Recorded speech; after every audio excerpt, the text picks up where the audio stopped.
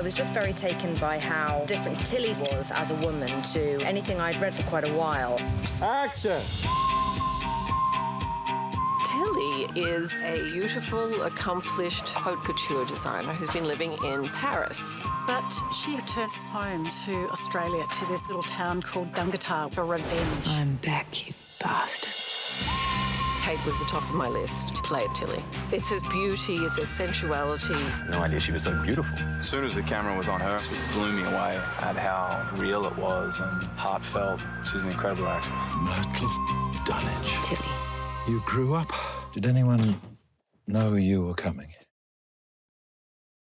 They'll know soon enough. She hasn't been in the town for 20 years, if not more, They blamed her for a murder.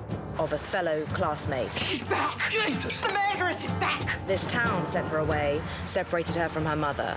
She feels that she was wronged, but can't even clearly remember what happened to her. And she really has come back to figure it all out and perhaps, yes, take out a little bit of revenge.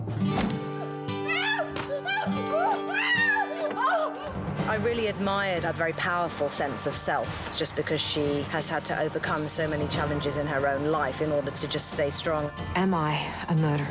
What? Physically, she's perfect as an actress. She'll bring an emotional depth and an intensity to Tilly Dunnage. Action!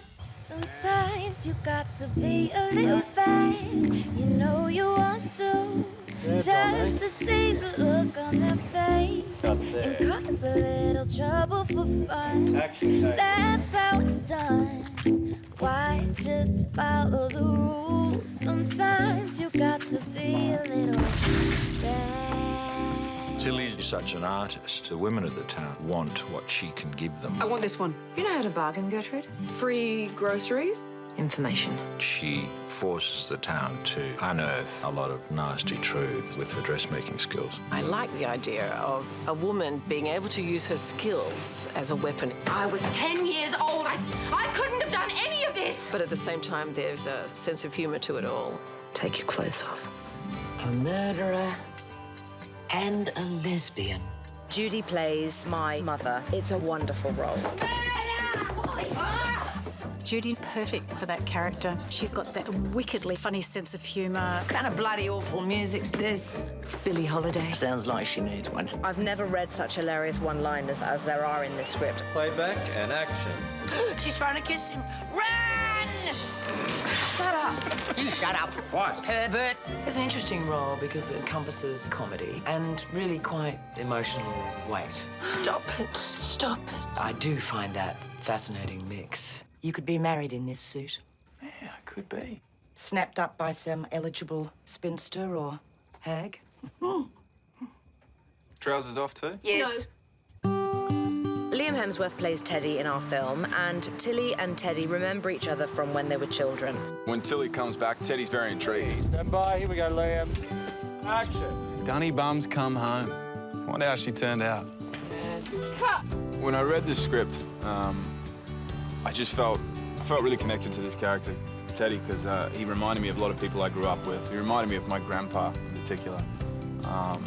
You know, like I was saying, just a hard-working Australian guy, you know, someone who just gets on with it. Very positive and quirky and, you know, fun-loving kind of spirit.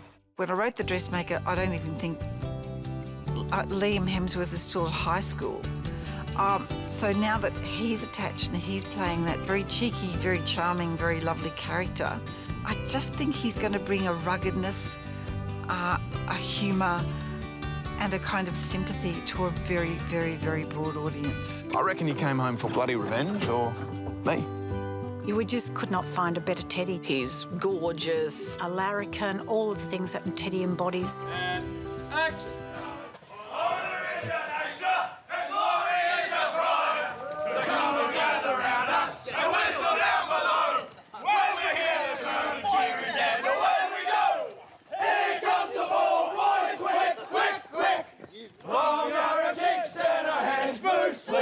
Cut. That was fantastic! Actually, the girl I fancy, Molly, doesn't want me. Mad, is she? She thinks she's cursed. The beautiful thing about the love story in The Dressmaker is it's between two people that couldn't be more different. their relationship is really, it's really very, very sweet and tender. He's a sincere man. He has no airs, no graces. You know, he looks like a right scruff pot most of the time, but he's utterly genuine. And in many ways, he's exactly what Tilly needs and also has never experienced in her own life. Someone who really appreciates her, really sees her for who she is. So it's a gorgeous, very romantic, very sexy love affair. I think we should run away together, Till. What? Yeah. You and me. Forget all about Dangatar. Leave them to themselves and fate. Well, you can't just ask someone to run away with you out of the blue. I think she opens people's minds. She broadens the horizon. You know, she's proof that there's kind of life outside of this small town. Dangatar set's an absolute beauty. It's out of the Yuyangs, which is an incredible landscape. There's a very flat plain with this sort of hill rising out of it, on which there are these fabulously rounded boulders and sculptural dead trees. Within that fabulous landscape, they've built this sort of T-junction, two-street, you know, one-horse town. They've built Dangatar in a very hilly place, and so I was apprehensive on the drive up to Dangatar because, in my mind, Dangatar's very flat and surrounded by wheat fields, and there's one hill. But when I got to Dangatar and I stood on Molly's house and I looked down the hill at the rest of the town, it was perfect. We looked at several locations which had much more green trees and gum trees and stuff, but as you move along the ridge, further and further, the trees started to die out. And suddenly we had what we call dead tree gully looking at us with all this in it, and we could see the house, where the house should be, and the town, and the golf balls would work, and behind us we had this fantastic view of the Yuyang. It's the most perfect place in the world. It's like you had $1 million and you could design a hill. There's old dead trees, there's boulders, and it's got a whole character of its own. And the hill is just the perfect shape, the perfect distance away from the town, and it's just magic. What's the matter with you? I hear the footballers dance this Saturday night. I could make you something. A dress can't change anything. Watch and learn, Gert. Watch and learn.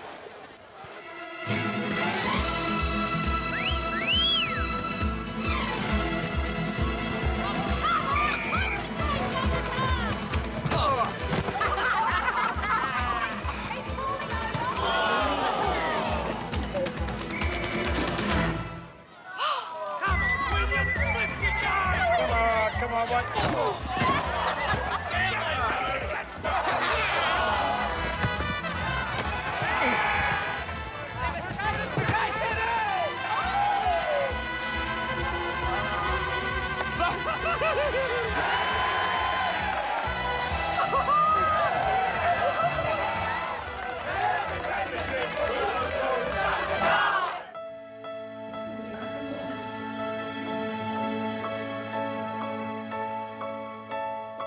Who is that?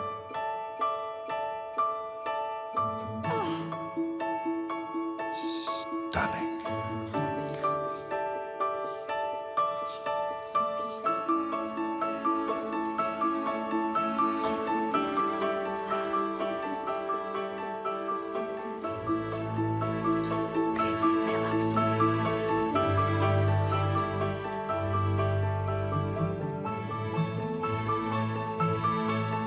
Like the idea that one day I will be able to really sew really, really well. And I've spent a lot of my adult life thinking, oh, this year I'm going to learn to sew. Oh, no, that didn't happen. Okay, well, this year I am really going to learn to sew. And then the next, it doesn't happen. Then, oh, no, this year I'm really going to do it. And then all I can tell you is that this year I really did learn to sew. I arrive on set and I see all those wonderful coloured clothes. There's something so magical about the 50s. It's a really beautiful period. We wanted to make sure that the clothes were very prominent, to stand out against the very dusty Drysdale palette, the town and the buildings. We all agreed that we wanted jewel colours. Just something Tilly's making for me. Dark reds, mustard yellow, gorgeous emerald greens. It's a fantastic script. It's a fantastic story because people's journeys are all depicted through the clothing. Our genius here does make them look different, less like themselves and more like they want to be. For a costume designer, this is wonderful because it's all played out in these gorgeous, gorgeous creations. And action! There's something so magical about this incredible colour, beautiful fabrics, endlessly being delivered in tea chests. Tilly got in another tea chest. Where from this time? Paris? Milan? New York. And it's full of cottons and a peacock crest too.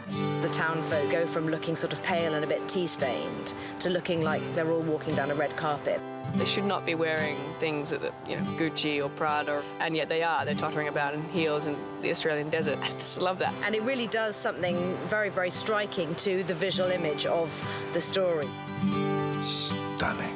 We hired from costume houses, from people's private collections, sourced an enormous amount of fabric, feathers, etc. out of Europe, and found some extraordinary hats through vintage collections. There's more than 350 costumes that she's had to think about and piece together, and she's done that so well with her design. The 50s really changed the focus of fashion. Everybody had to be very austere during the war years. And then Christian Dior came along and changed everything. Dior? Very good, Sergeant Ferret. My design, but Dior inspired. No matter what film you work on, costumes is always important because it depicts a character and it gives the audience a sense of who this character is. And Tilly's character is about her passion of making clothes. Tilly herself wears incredibly tailored outfits. The details, right down to the things that won't even appear on camera, are very exquisite. There's a European sensuality and simplicity to the way that Tilly puts herself together. Designing the costumes, I drew pictures of Kate in the costumes and shapes and silhouettes, and then I showed the drawings to Kate. Stand by for rehearsal, guys. It's been fantastic having that level of collaboration with Margot and really keeping Tilly looking very, very different to the rest of the townsfolk. The red dress that Tilly wears to the football had to be very startling. Who's that? They were either going to love her or hate her, but at that point she doesn't care. She just wants to make a huge statement. Margot felt very strongly that she really wanted it to have that elegance and that poise and that wow factor, but to not be in any way trashy or cheap. Your dress, that fabric. Gertrude, I can make you the most striking girl in the room. I couldn't get the idea of Kate Winslet playing Tilly out of my head, so I'm like, let's just keep waiting. And finally, one day I received the most beautiful email from Kate saying, I just love this character, I know how to play her, I know her. Yes, I'm doing it. And of course, I was thrilled. Kate Winslet is not only enormously talented as an actress. I've seen a lot of what she's done, and she's always marvellous. But, working with her, I thought, yeah, she's actually a really damn good actress. She's a stunningly beautiful person and just an amazing actress. I think the casting's perfect. I think that physically she's perfect, and I think as an actress, she's the girl to get the job done. You never came back for me. You came back for them. Well, go on making their dresses. Make them think they're classy. They'll still hate you. They'll never forgive me for that boy's death. You're wasted here.